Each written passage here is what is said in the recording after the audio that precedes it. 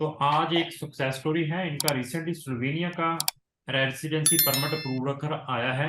इस बच्चे से बात करेंगे, कहाँ के रहने वाले हैं, इनका एक्सपीरियंस क्राउन इमिग्रेशन के साथ कैसा रहा है और कितनी स्ट्रगल है स्लोवेनिया का स्टूडेंट वीजा लेने के लिए। ये सारे का सारा आज हमारी इस वीडियो के अंदर डिस्कशन रहेगी। इवन एक बच्चे का रिफ्यूजल भी आया है स्लोवेनिया का, तो वो भी इनसे पूछेंगे, अगर इनके टच में होगा उनका रीजन क्या रहा है रिफ्यूजल का, उसके बारे में भी हम इस वीडियो के अंदर डिस्कस करेंगे। जिन्होंने स्लोवेनिया में 2023 में मीन्स जिन्होंने अगस्त सितंबर वाले इनटेक में जाना है, अभी जो आने वाला है, उनके भी पोर्टल ऑलरेडी ओपन हो चुके हैं। बट मैं उन बच्चों को ही इसमें इनविटेशन देना चाहता हूं जिनके अंदर पेशेंस हैं, जिनकी कम्युनिकेशन स्किल्स अच्छी हैं, जिनको इंग्लिश आती है, या जो आयल्स वाले स्टूडेंट हैं तो वो ही अप्लाई करें। जिनको आयल्स के बारे में या इंग्लिश की ज्ञान नहीं है तो उनको मैं यही कहूंगा कि वो इस कंट्री में ना डालें। जिनके पास फंड्स भी अपने ना हो, जिनके पास फंड नहीं है अपने, वो भी स्लोवेनिया के अंदर अपना केस ना डालें, क्योंकि स्लोवेनिया के अंदर नंबर ऑफ मंथ्स लगते हैं डिसीजन आने में।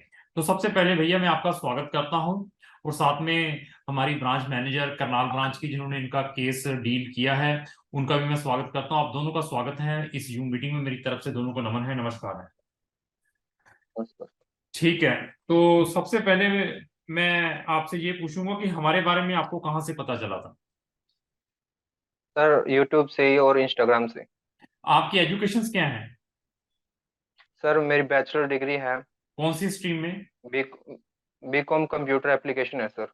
आपके कितने परसेंटेज है? कॉम सर 54.6% है। आपने कोई आयल्स कोई पीटी किया है? No sir. नहीं किया है। तो पहले कहीं से रिफ्यूजल है आप? नहीं सर, रिफ्यूजल तो नहीं रहा, पर मैंने अप्लाई किया था यूके में।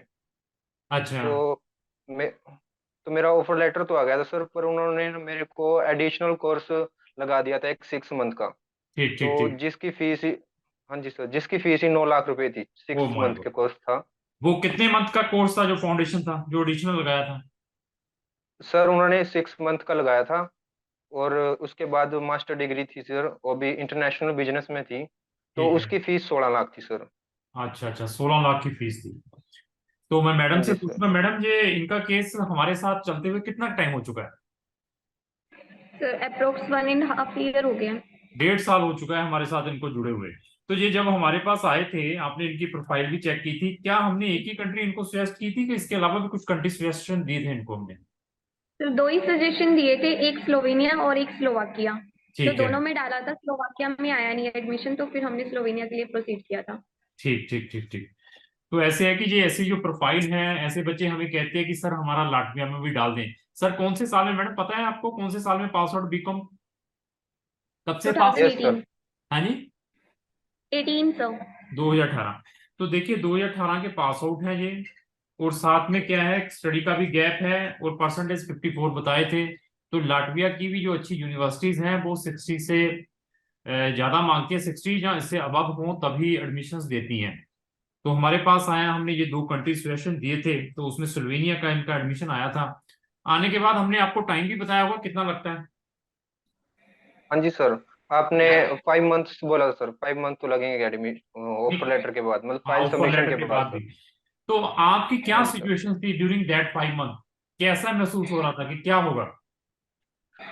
सर ये तो था, क्योंकि आप पे विश्वास था सर कि वीजा तो आएगा। मैम से भी बात होती थी तो यही बोलते थे कि वीजा तो आएगा। बस हम्म। सर थोड़ा रहता था ना कि टाइम। अब की बार उन्होंने सर, स्लोवेनिया ने बहुत ज्यादा टाइम ले लिया, क्योंकि 6 मंथ से भी ऊपर हो गए थे फाइल सबमिशन को एम्बेसी में सर। ठीक ठीक ठीक। तो जब आप अम्बेसी में तो गए थे, हाँ जी सर। अम्बेसी अम्बेसी में सबमिशंस हाँ के जी लिए सर। गए थे, आपका कोई इंटरव्यू भी हुआ था? हाँ जी सर, नॉर्मल सा हुआ था, उन्होंने ज्यादा तो नहीं कुछ पूछा। हाँ। यूनिवर्सिटी के बारे में थोड़ा बहुत ही पूछा सर। मैडम मैं आपसे पूछूंगा, जो हमारे ब्रांच हेड है ज्योति मैडम, तो कैसी प्रोफाइल हमें लेनी चाहिए, क्या प्रिकॉशंस लें नेक्स्ट टाइम अगर हमने बच्चों के केस डालने हो, कौन से बच्चे स्लोवेनिया में डालें? सर विद आइल्स और पीटी है तो बेटर है, otherwise they are taking lot of time of that aisles who have not any IELTS or PT or English test नहीं, basically। अगर कोई बच्चा सीबीएसई का है, इंग्लिश अच्छी है, तो क्या उनको लेना चाहिए? हाँ जी सर, उसका हो सकता है। अच्छा, कोई बच्चा है स्टेट बोर्ड का 50% है, आ गया हमारे पास, तो उसको आप कैसे क्या रिकमेंड करेंगे, आपके पास आ जाता है? फर्स्टली तो सर रिकमेंडेशन के लिए गैप कम है तो कंट्री एडमिशन तो दे देती है, बट मेन यही है कि अगर आईएलटीएस पीटी साथ में है तो वीजा के चांसेस हैं, otherwise they will refuse the file ठीक। आफ्टर तो सबमिशन इन एम्बेसी। देखिए मैडम को कितना एक्सपीरियंस हो चुका है, नंबर ऑफ एप्लीकेशंस मैडम ने डाली हैं। कितने साल से मैडम आप सुल्वेनिया को डील कर रहे हैं, आप हमारे साथ हैं यहाँ पे करनाल में, फिर भी तो अंदाजा। 4 इयर्स हो गए हैं। तो 4 इयर्स का जो पिछला रिजल्ट रहा है इस साल को छोड़ के, रिजल्ट्स क्या रहे हैं, हम्म। सच सच बताइए, क्या क्या क्या रिजल्ट्स रहे हैं? सो 100% रहा है, सिंगल भी रिफ्यूजल नहीं आया लास्ट टाइम तक। इस बार हमें फेस करना पड़ा रिफ्यूजल भी। हाँ, फिर देखो इस टाइम रिफ्यूज आया तो उसका रीजन क्या था जो रिफ्यूजल आने का, वो थोड़ा सा बताइए कि क्या मतलब रीजन क्या रहा है उनका। मेन कम्युनिकेशन स्किल्स हैं सर, और फंड्स का ऑब्जेक्शन है कि अगर आपकी एज ज्यादा है तो फंड्स खुद के अकाउंट में होने चाहिए एक्सेप्ट ऑफ पेरेंट्स। ठीक है। तो ये भी एक मेन उनका कंसिडरेशन रहता है कि फंड्स बच्चे के खुद के हैं या पेरेंट्स के अकाउंट में हैं। ठीक है। तो देखिए एक पर्सन को 4 इयर्स का एक्सपीरियंस है, मैडम ने बताया कि मैं आई एम डीलिंग विद सुल्वेनिया फॉर द लास्ट 4 इयर्स।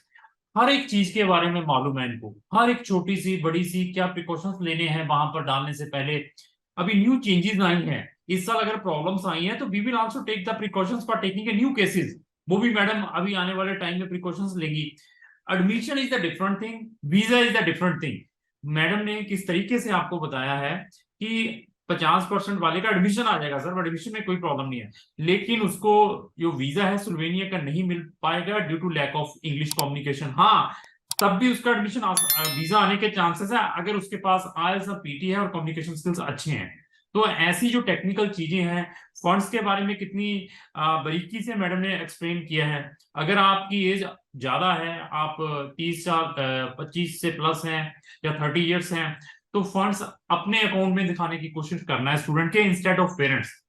तो फंड्स भी किस वे से एलेबोरेट करने हैं, वीजा डालने से पहले किस वे के प्रिकॉशंस लेने हैं, पीसीसी कितने टाइम की वैलिड होनी चाहिए, और कितने नंबर ऑफ क्वेश्चंस वहां की एम्बेसी पूछती है, सारे का सारा डाटा क्राउन इमिग्रेशन के पास है। क्यों? क्योंकि इसके ऊपर एक्सपीरियंस है, तभी हम इस टाइप के जो केस स्टडी भी डालते हैं। और हमारे पास ऐसा नहीं है कि सिर्फ हम वीजा ही दिखा रहे हैं कि इस बच्चे का वीजा सक्सेसफुली आया है, इसको हम इस सोशल मीडिया के ऊपर प्रमोट करें। हमारा कोशिश यही रहती है कि फैक्ट बताकर ही किसी कंट्री में बच्चे को भेजें। तो भाई साहब आपसे मैं फिर एक और चीज पूछूंगा कि जब आप अम्बेसी हाँ में जी सर। गए थे, कौन से मंथ में गए थे आप? सर अक्टूबर में गया था सर। अक्टूबर में। जब आप अक्टूबर में गए हाँ थे जी। बायोमेट्रिक के लिए गए थे, यस सर। तो बायोमेट्रिक के दौरान आपसे इंटरव्यू हुई थी? यस सर, हुई थी सर। तो अक्टूबर के बाद भी एम्बेसी ने कभी आपको कॉल की? नो सर, अक्टूबर नहीं के की। बाद नहीं की तो अभी डायरेक्टली डिसीजन आया आपका? सर। नहीं सर, उसके बाद फंड्स के 2 बारी स्टेटमेंट मांगी थी सर हाँ, उन्होंने। तो देखिए 2 टाइम्स फंड की स्टेटमेंट मांगी गई, और अभी फंड्स आपने मेंटेन नहीं किए हुए हैं, विड्रा कर लिए हैं, क्या क्या प्रॉब्लम्स आती हैं, ये this is very big problem. तो हम सुल्वेनिया का केस लेने से पहले हर एक चीज को चेक करते हैं कि आपके फंड्स अपने हैं या किसी थर्ड पार्टी के शो करने हैं अपने, तो आपको क्या नुकसान हो सकता है, आपकी इंग्लिश कम्युनिकेशन स्किल्स कैसी हैं, आपके अगेंस्ट कोई क्रिमिनल केस तो नहीं है। ये सारे प्रिकॉशंस लेने के बाद आपके अंदर पेशेंस कितनी है वो भी बहुत इंपॉर्टेंट है। तो ड्यूरिंग द प्रोसेस जो हमारी ब्रांच हेड है मैडम, जो करनाल से जहां से आपका केस हैंडल हो रहा था, उनके साथ क्या एक्सपीरियंस रहा? बहुत अच्छा रहा सर। मैम ने कभी भी कॉल को ऐसा नहीं किया कि जवाब नहीं दिया गया, कॉल नहीं उठाई। प्रॉपर जवाब देती थी, मतलब जो भी क्वेश्चन होता था सही तरीके से। कोई ठीक। प्रॉब्लम नहीं रही सर। तो, बहुत अच्छा एक्सपीरियंस रहा तो सर। क्या आप हमें मुझे भी कभी मिले यहाँ पे हेड ऑफिस में आके, कभी बात हुई हमसे? नहीं सर, आपसे नहीं हुई सर। तो देखिए ये सारे का सारा केस करनाल में हमारा ऑफिस है, दिल्ली में ये 2 ऑफिस भी है हमारे डिफरेंट डिफरेंट लोकेशंस पे। इंटायर केस करनाल ऑफिस ने हैंडल किया है। और देखिए हमारे स्टाफ भी कितना कॉम्पिटेंट है। मेन स्टूडेंट यही चाहता है कि कोई चीज आ रही है उसको अपडेशंस मिले, कोई प्रॉब्लम आ रही है तो उसका कोई सोल्यूशन निकले। तो अगर इन केस आपका केस, एक चीज जरूर पूछूंगा, इन केस आपका वीजा रिफ्यूज हो जाता, इन केस एक पूछता हूँ, तो तब आपकी क्या सिचुएशन यस। होती, तो तब आप हमारे बारे में क्या कहते? नहीं सर, अगर रिफ्यूजल भी हो जाता तो मैंने आपकी वीडियो देखी हुई है, तो आप और ऑप्शन बहुत दे देते, मतलब कोई प्रॉब्लम नहीं थी। तो ऐसा तो नहीं है कि मैं हमने रिफ्यूजल जानबूझ के आपका करवाया हो? आपको लगता है कि जहाँ किसी एजेंट्स की सेटिंग्स होती हैं एम्बेसीज में, वो वीजा करवा देते हैं इजीली? नहीं सर, ऐसा तो कुछ नहीं होता। बल्कि जब मैंने अपना केस सबमिशन किया था आपके पास, तो मैं माल्टा और पोलैंड और पोर्चुगल के लिए आया था सर। ठीक ठीक ठीक ठीक। तो मैम ने बताया कि तो मैम ने बताया कि इनमें नहीं, मतलब हो पाएगा। तो मैम ने स्लोवेनिया और स्लोवाकिया सजेस्ट किया था मुझे, तो मैंने उनमें। तो देखो, पोलैंड में माल्टा में भी डालना होता तो वो मेरे लिए बहुत इजी था। वहां पे तो एडमिशन आ जाना था। मुझे पता था कि आपके केस को वीजा नहीं मिल पाना था उन कंट्रीज में। वहां पे मेरे 15-20 हजार रुपये हारे हो जाने थे रिफ्यूजल करवा के बाद, मैंने आपको साइड में बिठा देना था। तो ऐसा है कि कभी भी हमारी इंटेंशन, चाहे हमारी ब्रांच हेड है, चाहे अनदर स्टाफ है, चाहे मैं, बैड नहीं है टुवर्ड्स एनी क्लाइंट। वो हमें आकर कई बार चिढ़ भी जाता है हमसे आके। फिर भी मैं उनको कहता हूँ, यार आपकी ठीक है, हम आपको समझेंगे, लेकिन हम तो गलत थोड़ा कर रहे हैं। हम लगातार कंटिन्यू एम्बेसीज के टच में हैं, यूनिवर्सिटीज के टच में हैं। जहाँ तो हम आइडल बैठे हैं, कोई आपके साथ कोऑपरेट नहीं कर रहे हैं, फिर हम गलत हो सकते हैं। तो बहुत अच्छा लगा। तो ओवरऑल क्या कहना चाहेंगे अनदर स्टूडेंट्स को, जहाँ हमारी करनाल ब्रांच के बारे में? सर बहुत अच्छा है। मैं तो अपने स्टूडेंट को, मतलब अपने फ्रेंड्स को, और मेरा भाई भी है छोटा सर, तो उसका भी प्रोसेस यहीं से कराऊंगा सर, करनाल ब्रांच से। बहुत ठीक अच्छा एक्सपीरियंस रहा सर आपके साथ। ठीक ठीक। तो मैडम, अभी जो हमने नेक्स्ट हाँ टाइम जी। केसेस लेने हैं, तो फिर भी क्या बताएं बच्चों को नेक्स्ट टाइम केसेस लेने से पहले, स्लोवेनिया के लिए स्पेशली? फर्स्टली तो सर पेशेंस होना चाहिए, वो बहुत जरूरी है, क्योंकि बच्चे इम्पेशेंस बहुत ज्यादा हो जाते हैं। Then they are ask again and again same thing कि क्या हुआ, कब होगा, कैसे होगा। क्योंकि हमारे पास भी उस टाइम में कुछ आंसर नहीं होता, जब तक आगे से एडमिनिस्ट्रेटिव यूनिट से कोई आंसर नहीं होगा, तो एम्बेसी के पास भी कोई अपडेट नहीं होता, इवन यूनिवर्सिटीज के पास भी कोई अपडेट नहीं होता, तो हमारे पास तो कहाँ से आएगा। तो उसके अंदर सबसे पहले कि पेशेंस जरूर होना चाहिए, और कोऑपरेट करेंगे हमारे साथ, तो तभी हम प्रॉपर कोऑपरेट कर पाएंगे और उनको गाइड कर पाएंगे, ये बहुत जरूरी है। उसके अलावा कम्युनिकेशन स्किल्स है, वो भी अच्छे होने चाहिए, तभी बेनिफिट है। अदरवाइज तो कुछ फायदा नहीं है, इतना टाइम वेस्ट करने वाली बात है। ठीक ठीक ठीक। तो देखिए, मैडम ने भी कितना ब्रीफली बताया है। इनको सिर्फ स्लोवेनिया के बारे में नहीं है, अगर कल आप फिनलैंड के बारे में पूछेंगे, जर्मनी के बारे में पूछेंगे, लाटविया लिथुनिया एस्टोनिया के बारे में पूछेंगे, फ्रांस के बारे में पूछेंगे, बेल्जियम नीदरलैंड के बारे में पूछेंगे, ऑस्ट्रिया के बारे में पूछेंगे, इटली के बारे में पूछेंगे, तो मैडम इसी तरीके से आपको बताएगी कौन सी कंट्री में क्या प्रिकॉशंस लेने हैं बिफोर अप्लाइंग द केसेस। तो क्राउन इमिग्रेशन का हेड ऑफिस जलंधर में है, ब्रांचेस हमारी दिल्ली और करनाल में है। अगर आपने किसी भी कंट्री का कोई भी वीजा अप्लाई करना है, जो ऑलरेडी आप प्रीवियसली रिफ्यूज हैं, तो हमें संपर्क कर सकते हैं। तो आप दोनों का धन्यवाद है। Thank you.